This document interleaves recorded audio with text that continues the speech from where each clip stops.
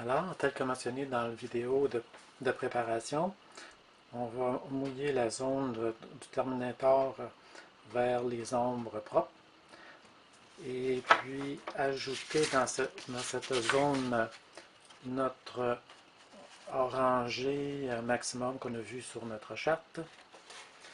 Et si on est chanceux, ça devrait donner quelque chose comme ceci ou encore comme cela. Ce sont tous des variantes. Alors un petit peu s'assurer d'être bien nettoyé. Allons-y.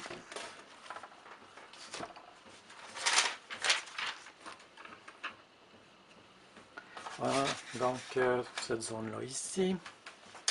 On va commencer avec, je m'assurer que je suis toujours, oui, avec le jaune maximum. Faire attention avec le rouge parce que le rouge teinte beaucoup plus rapidement. Hein? On a vu ça quand on a fait notre charte. Alors ici, ça va être ma zone un peu pâle. On va corriger un petit peu. Ma jaune d'ombre propre. Tac.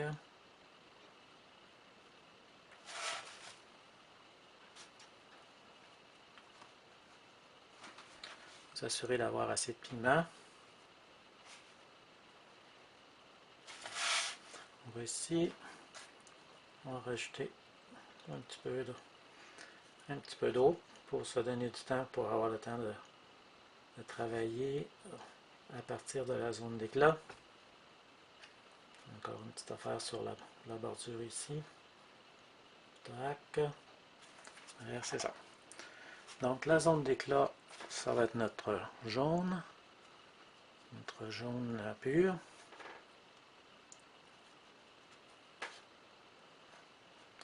Donc l'idée c'est d'avoir un gradient de lumière très faible. On va rajouter un petit peu en s'en allant par ici. Même chose de l'autre côté. On va regarder notre référence. Hop. On ne connectera pas tout de suite. Voilà. La zone du bas, à cause de la réflexion de la table, va être un petit peu plus clair. Hop. On a ça ici, peut-être intégrer la zone là. Et ici c'est en train de sécher, fait qu'on va se dépêcher. Et on va aller dans une demi-teinte environ entre les deux. Peut-être ajouter un petit peu de jaune, c'est un peu foncé.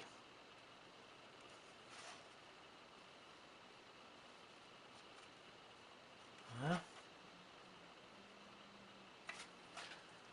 La portion du bas est juste parfaite. Voilà. On va se mettre un petit peu de jeu ici. Je pense qu'on va intégrer. De toute façon, ça va peut-être juste se promener un petit peu, mais pas tant que ça. Donc ici, je vais inviter l'ombre propre à se propager. Un petit peu ici. Peut-être connecter une petite affaire là. Pour contrôler la dispersion, on va garder notre planche à angle pour que le pigment descende vers le bas. On avait dit que la zone propre, ce serait juste du phthalocyanine, pardon, du quinacridone rose. Alors on va aller bouger le pigment un petit peu comme ça et on va le faire descendre tranquillement. On peut aussi garder des portions un peu plus claires.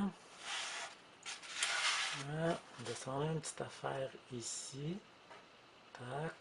Oh, il y a un petit cerne qui veut se former. Jusqu'au bord ici. Et c'est là qu'on va mettre notre petite mini touche de phtalocyanine bleue.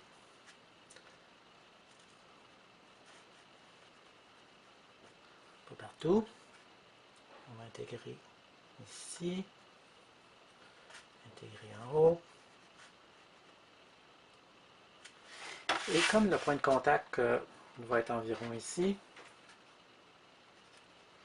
on va en faire sortir une toute petite affaire de notre sphère pour être capable de faire l'ombre projetée quand on va venir travailler plus tard. On va projeter ici pour éviter d'avoir une zone trop dure. On va estomper comme ça et peut-être avoir une petite réflexion, même si on ne la voit pas sur la surface, on peut l'imaginer, une petite réflexion en orangé comme ça au niveau de la zone projetée. Alors, c'était la démonstration.